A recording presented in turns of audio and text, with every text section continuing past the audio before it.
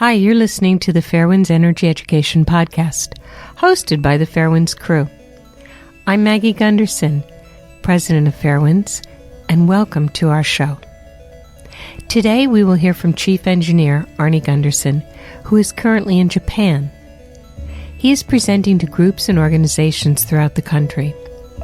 Arnie's first stop on this trip was Fukushima Prefecture, formerly the home to thousands who have been forced to evacuate due to heavy radiation released by the atomic meltdowns at Fukushima Daiichi.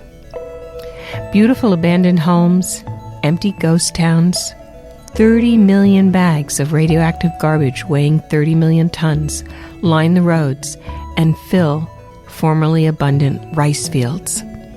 Wherever you go, there are constant reminders that everything is radioactive. This is the new Fukushima Prefecture.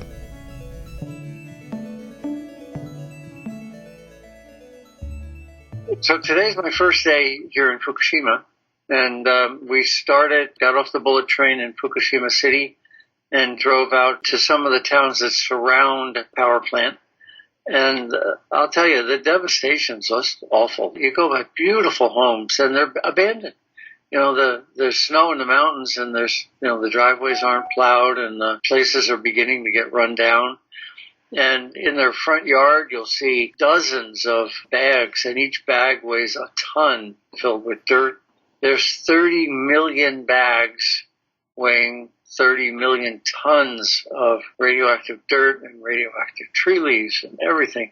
Is that all over the country, or is that just in Fukushima Prefecture or Fukushima City?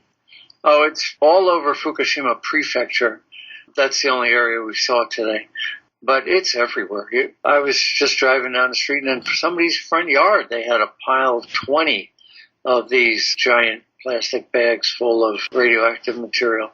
And then, of course, all the rice paddies are loaded with plastic bags full of radioactive material, so they're not going to be, growing rice there for a long time. Then we found a parking lot at a supermarket that had a large radioactive source right in the middle of the parking lot that people were walking over and driving over. It was loaded with a black radioactive dust. So just wherever you go, it's everywhere. And every house we saw was abandoned. Then you get into a small town that is open during the day for the construction people. And then they close down when the construction people leave. What do you mean for the construction people? People cleaning it? Yes. Nuclear here in Fukushima Prefecture is creating thousands of jobs because there's all these people cleaning up the radioactivity, both in the farmers' fields as well as at the power plant. We didn't get to the power plant yet. But wherever you go, there's constant reminders that everything's radioactive. Big orange signs on the side of the road saying, this area is not under construction, but this area is being decontaminated and isn't complete yet. So, and then we go to areas that were complete and they're radioactive as all heck. So as soon as they clean it, it rains and it becomes contaminated again. Why is that? Why does the rain bring it in again? Is that, let me ask it two ways. Is that washing down from the mountains or the hillsides, or is that washing from the site, or is it radioactivity still exuding from the site that's being redeposited through radioactive plumes? Well, they're only cleaning 20 feet on every side of the road, so all the dust and debris that's up in the forests is being blown by the wind or washed by the rain right into people's front yards again. So wherever we look, one of the samples that one of my fellow scientists collected showed plutonium and significant amounts of plutonium. It was in a square meter, so it's 3 feet by 3 feet. He was getting 19 disintegrations per second of plutonium. And, that stuff hangs around for 250,000 years. So it's... And so, can I interrupt you a minute, Arnie? That plutonium was part of the core that came out then in the explosion, correct? Yeah. The only source it could ever have come from was inside that nuclear reactor. And the plutonium is being redeposited it at locations that were unanticipated, correct? Yeah, it's everywhere. My Geiger counter just counts a click for a radiation decay, and it doesn't tell me what the isotope is. But it is everywhere, and we're very careful. We're wearing gloves all the time, respirators all the time. Are people living in Fukushima City? Fukushima City is relatively clean. It's 40 miles away from the site. So when we got there, my background radiation was 40 counts per minute. But I got up into the hills and sort of near the power plant. I was still 7 or 8 miles away, and I was reading over 10 times that. On the car window, as we were driving along, it was clicking along at 400 counts per minute. I'm with 3 carloads of scientists, and as we left Fukushima City, their radiation detectors were reading about 40 counts per minute. And then as we got into the hills between Fukushima City and the power plant, the radiation detectors went up to 400, 10 times what it was in the city.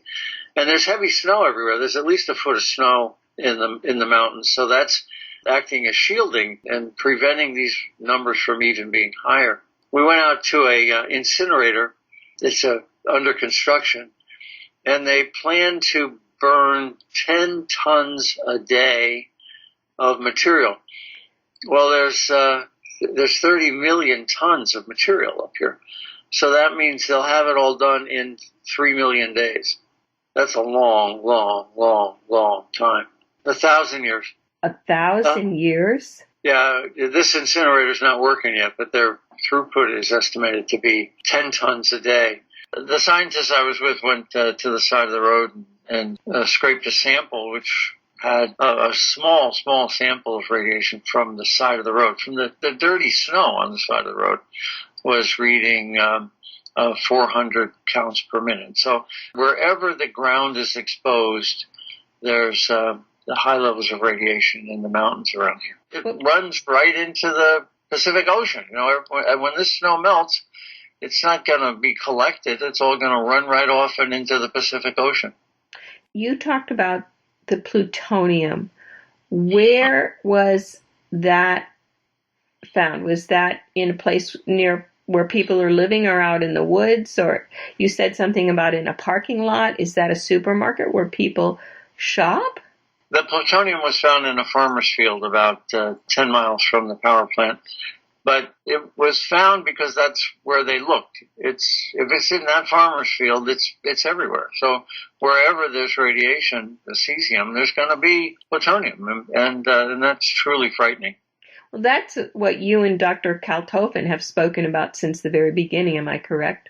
Yeah, it's pretty clear that significant amount of plutonium is scattered throughout the hillsides.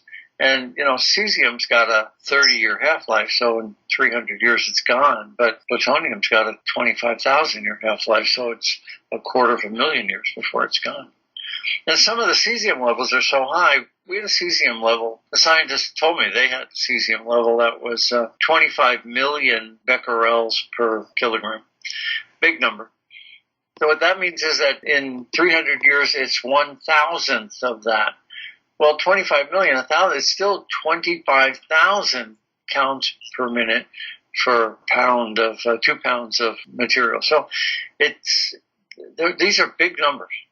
Could you elaborate for our listeners a little more? I know we have a lot of new members and followers of Fairwinds, so I would like them to understand what you mean when you talk about half-lives. Yeah, if you had 100 molecules of something, let's say cesium-137, in 30 years, it has a 30-year half-life, so half of it would be gone. So you'd be down to 50 particles. And in another 30 years, half of that 50 would be gone, so you'd be down to 25. So in 60 years, the 100 would have gone to 25. Then that 25 will be cut in half to 12 and a half, and then that 12 and a half will be cut to 6 1/4. So every 30 years, what's left gets cut in half. Does that mean it's not going to impact people anymore, that the dosage is lower? Can you explain that a little more? Well, what it means is that it doesn't go away until scientists say 10 half-lives. So you're still exposed to cesium here in the hills around Fukushima for 300 years. That would be cesium and strontium and plutonium. All those radioactive isotopes are there. Yeah, it's easier to detect cesium and plutonium than it is to detect strontium because the decay particles from strontium are really hard to detect. But yeah, all of those particles are up there in the hills, and there's no way that any number of human beings could go up into an entire mountainside. Some of these mountains are 8,000 feet high. So to go up into them and clean a mountain range is just beyond the capability of human beings. So what happens is every time it snows or every time it rains, it washes down into these villages and it washes down into the Pacific. And we're not even talking about the bioaccumulation, what's moved down in the soil and what the trees and plants are sucking up from the soil and redepositing. In these hills around Fukushima, there's monkeys. And we saw one today, as a matter of fact, running across the road. And one of the scientists watched a monkey poop and then collected the poop. And the monkey poop had 50,000 becquerels per kilogram of cesium in it. So, these animals that are living up there in the forests are becoming more and more and more highly radioactive. And they're transferring that wherever they go. Yes. The impression I get is the futility of the cleanup. I mean, these areas that scientists with sampled today were supposedly clean, and they're highly radioactive again. And the deep sadness of seeing these beautiful family homes just abandoned and likely to remain abandoned for a lifetime. So it's the futility and the sadness, I think, are the two things that weigh on me the most as I go to bed tonight. Well, I appreciate you taking the time to talk with us. I have one more question before we close. You were talking about the incinerator and all the waste that they're going to be burning there. When that's constructed and finally built, will it be contained? I mean, incinerating, burning it up, where is all that radioactive air going? Can it be captured? Yeah, the Japanese are marketing this incineration design throughout Asia, telling countries that they should build one too, so when they have a nuclear disaster, they'll have an incinerator readily available to burn all the cesium.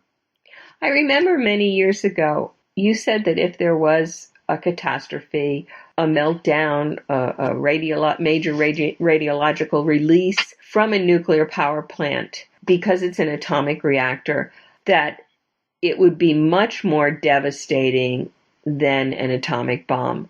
Do you still feel that way? Oh, yeah. The amount of nuclear waste that a nuclear power plant runs for 1 year and creates as much nuclear waste as 500 bombs.